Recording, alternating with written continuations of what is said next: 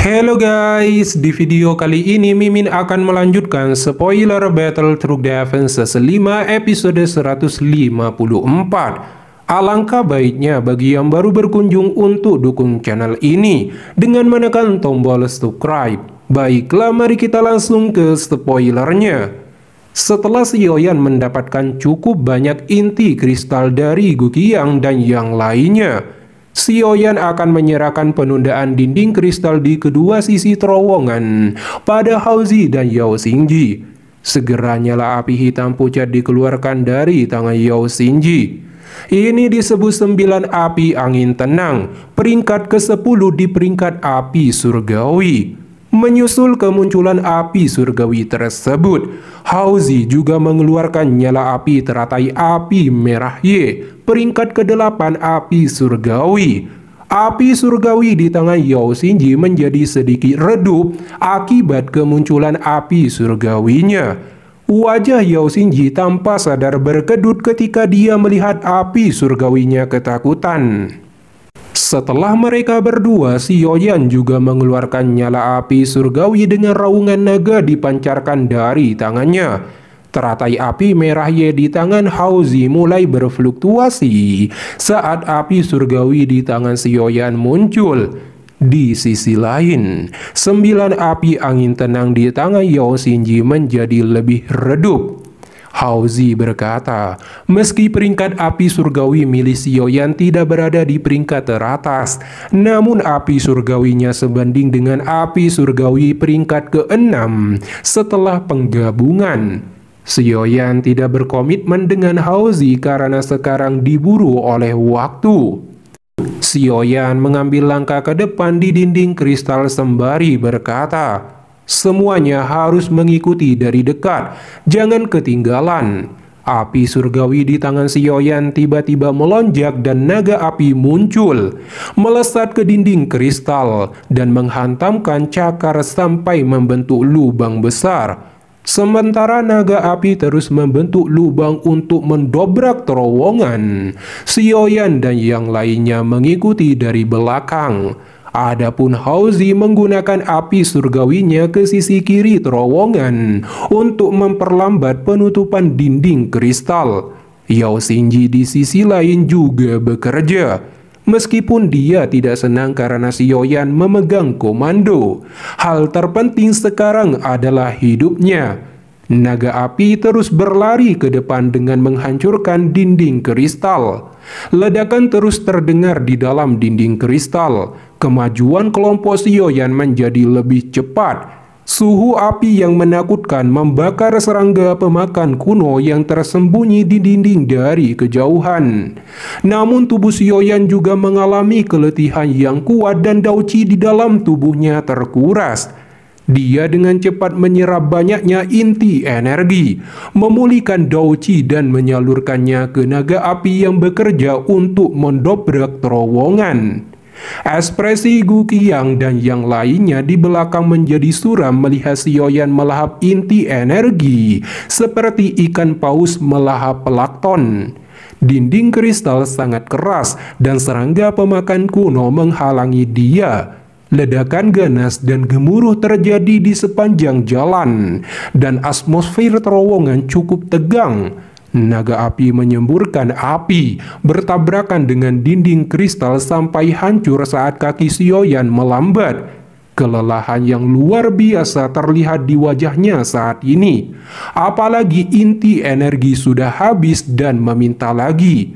Guqiang langsung memberikan Sioyan inti energi bintang 9. Tetapi itu hanya memulihkan 10% kekuatannya. Akhirnya, klan Xi, klan Lei, Hunye, dan Hunli terpaksa memberikan inti energi bintang 9 mereka juga. Setelah menyerap semua inti energi tersebut, kekuatan Sioyan melonjak sekali lagi. Segera setelah itu, naga api mengebor lapisan demi lapisan dinding terowongan dengan kecepatan kilat. Kelompok Sioyan dengan cepat mengikutinya dari belakang. Setengah jam kemudian, nyala api akhirnya mulai redup, tetapi akan segera keluar. Sioyan melihat dinding kristal zamrud di depannya. Hanya dengan menebusnya, mereka akan memasuki tingkat ketiga. Selain itu, ada makhluk seukuran kepalan tangan, memancarkan cahaya merah pucat, terlihat seperti kepompong serangga di depan mata Sioyan.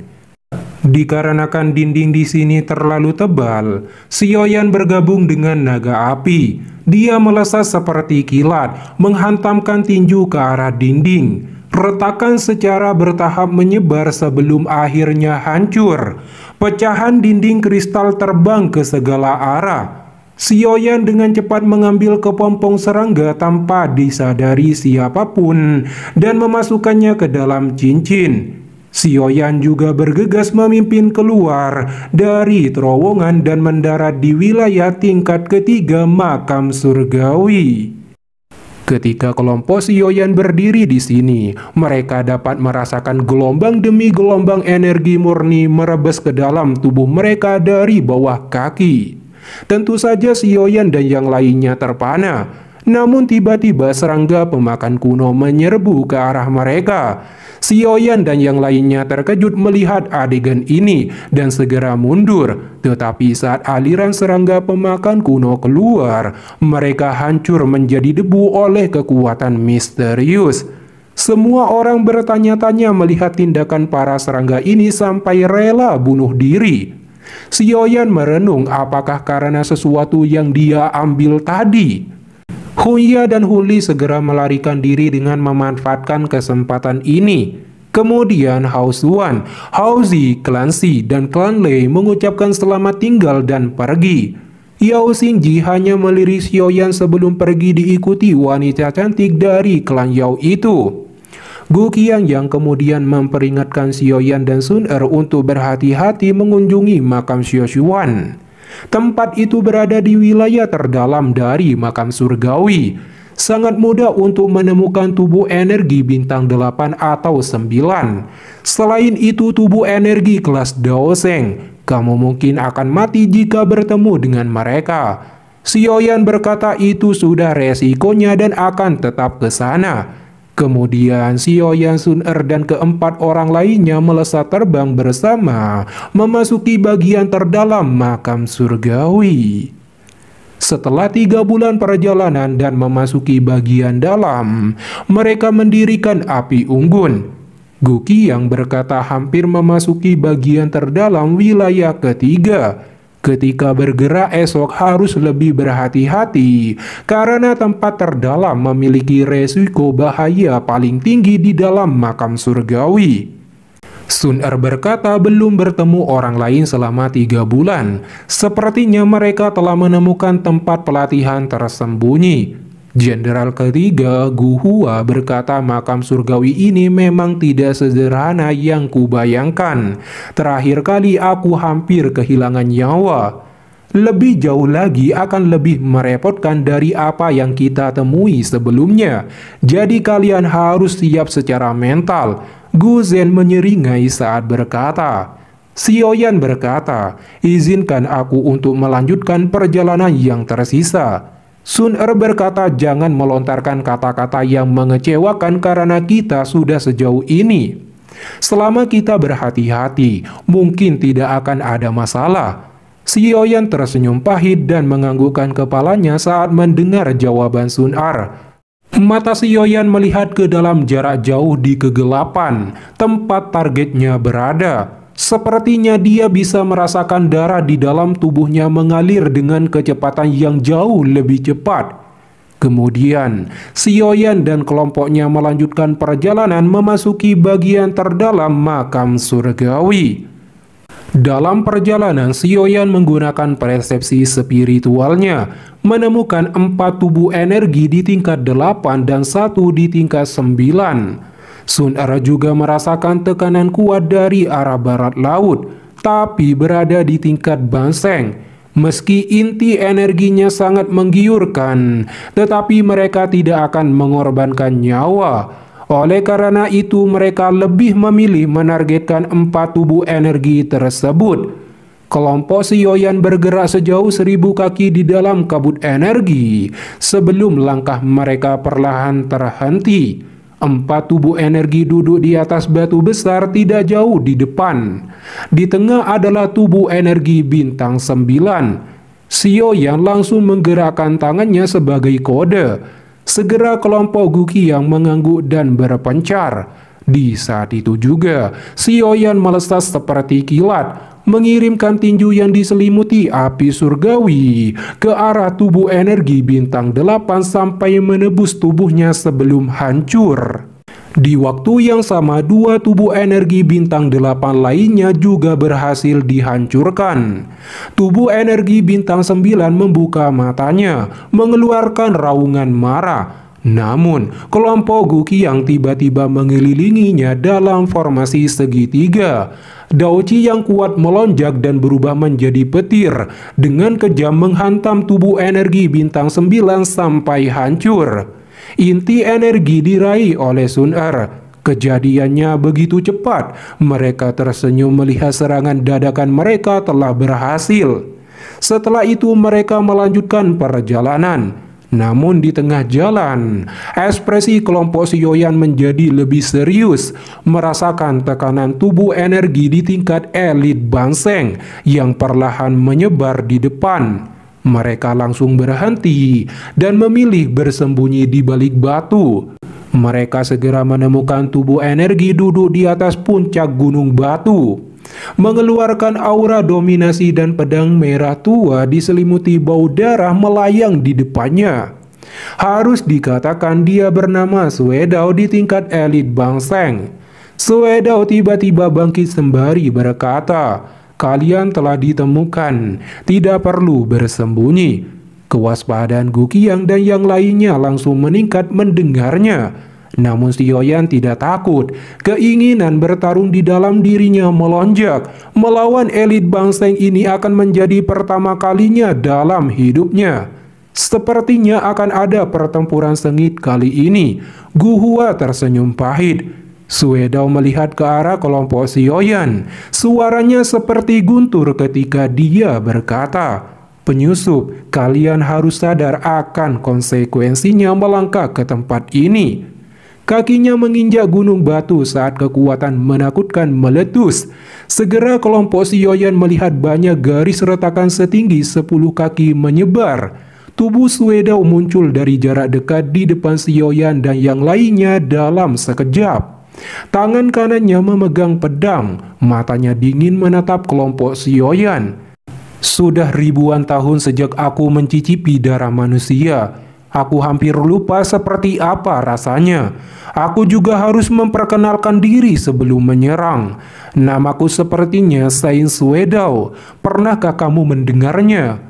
Kelompok Xiaoyan hanya bisa diam di bawah pertanyaan ini. Siapa juga yang mengenal orang yang telah mati ribuan tahun lalu?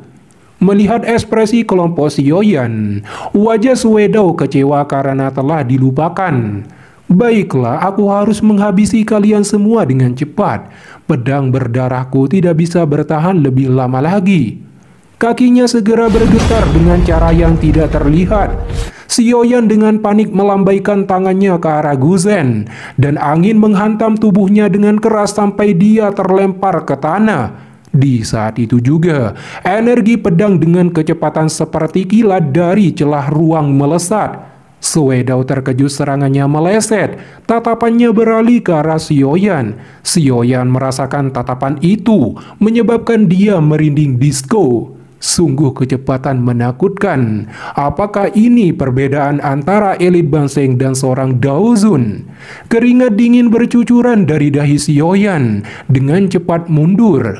Setelah itu dia, Sun Er, Guqiang, dan yang lainnya berkumpul bersama. Jika kekuatan Xiaoyan tidak meningkat selama 1 tahun ini, dia tidak akan bisa menemukan serangan Suedao sebelumnya. Guzen bangkit dan berkata pada Xiaoyan untuk bersikap lebih lembut sedikit. "Kalau begitu, aku akan membiarkanmu dibelah dua olehnya," jawab Xiaoyan tanpa menoleh. Sun Er dan Guqiang membentuk segel, melepaskan teknik segel membalikkan tanah. Segera 2 telapak tangan raksasa melesat menuju arah Suedao. Suedao tersenyum sinis melihat serangan ini. Pedang di tangannya menebas udara, dan dua energi pedang besar melesat, menebus ruang dan menghancurkan avatar telapak tangan raksasa. Kekuatan pedang yang tersisa bergegas menuju Sun Er dan Gu Qiang, namun mereka buru-buru menghindari serangan itu. Di saat itu juga Xiaoyan membentuk segel, melepaskan teknik api tekad bumi. Tiba-tiba pilar lava raksasa dengan menakutkan melesat keluar menuju Suedao. Suedao mendengus dingin, kakinya dengan keras dihentakkan dan sebuah kekuatan menghancurkan pilar lava sampai menyebar ke segala arah. Di waktu itu juga, Xiaoyan muncul di belakang tubuh Suedao, mengayunkan penguasa Suan, melepaskan tsunami yang memecah api. Bila energi menembak dengan kejam ke arahnya, Suedao mengayunkan pedangnya ke belakang. Energi pedang langsung merobek serangan tersebut sebelum meluncur juga ke arah Xiaoyan. Xiaoyan terkejut, dia memblokir serangan dengan penguasa Suan. Saat bertabrakan, tubuh Xiaoyan dipukul mundur lebih dari selusir langkah sebelum menstabilkan diri. Suedao tidak mempunyai waktu untuk mengejar Xiaoyan ketika Gohua, Gu Xing, dan Gu Zhen dengan cepat menyerang. Mereka melepaskan keterampilan Dao yang kuat dan tanpa ampun menyerang Suedao. Kalian semut berani menentang wibawa seorang Banseng. Suedao dengan dingin tertawa ketika dia dikepung trio Gohua. Dia mengirimkan tinju dengan tangan kirinya ke depan. 3 cahaya darah tiba-tiba muncul dan berubah menjadi 3 harimau, mengeluarkan raungan dan menghancurkan serangan mereka. Lalu seperti kilat bertabrakan dengan ketiganya. Menerima serangan kuat ini, trio Gohua langsung muntah darah dan dipaksa mundur. Mereka mengeluarkan inti energi dan buru-buru menyerapnya untuk memulihkan diri. Di saat itu juga Gu Qiang mengerahkan seluruh kekuatan dan melesat sembari memerintah untuk menyerang bersama. Sun Er dan yang lainnya juga langsung menyerbu. Dao Qi di dalam tubuh mereka meletus sampai batasnya. Dalam sekejap mata, berbagai macam serangan meletus dari segala arah, melesat ke arah Suedao. Di bawah serangan gabungan ini, Suedao lengah dan menerima serangan sebelum tubuhnya dipaksa mundur. Segera dia memainkan pedangnya. Tidak hanya memblokir semua serangan kelompok Gu Qiang, itu juga kadang-kadang akan menembakkan energi bilah tajam yang menyebabkan beberapa dari mereka terdesak. Setelah itu dia melepaskan teknik pedang darah angin kacau air mata. Tubuh Suedao mulai berputar dan membentuk tornado merah darah. Ruang di sekitarnya juga runtuh menjadi lubang hitam dalam sekejap oleh tornado.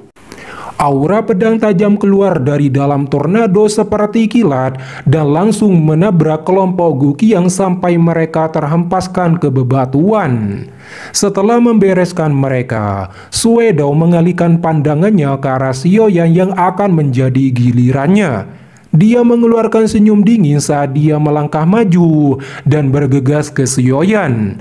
Dalam sekejap mata, dia sudah muncul di depan Xiaoyan mengayunkan pedang.